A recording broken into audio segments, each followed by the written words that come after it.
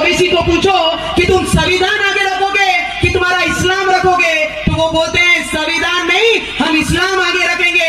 और ऐसे बेईमानों को इस देश में रहने का कोई अधिकार नहीं है। इस्लाम को ऊपर रखते हैं या संविधान को ऊपर रखते हैं? नहीं, ये सवाल नरेंद्र मोदी से पूछा जाए, ये सवाल अमित शाह से क्यों नहीं पूछा जाता? आपको मुसलमान दिख गया, बोलो।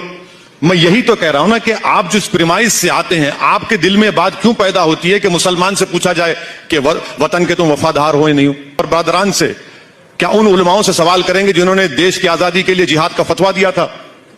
ये क्या बात है? बोलिए।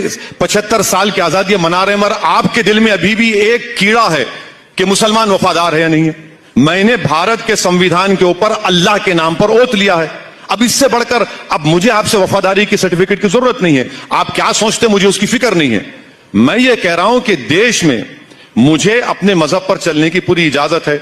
मुझे देश के चप्पे चप्पे से मोहब्बत है। मैं जब तक जिंदा रहूंगा, इस सरजमीन पर रहूंगा, जब अल्लाह की तरफ से वक्त आएगा तो इसी जमीन में चला जाऊंगा।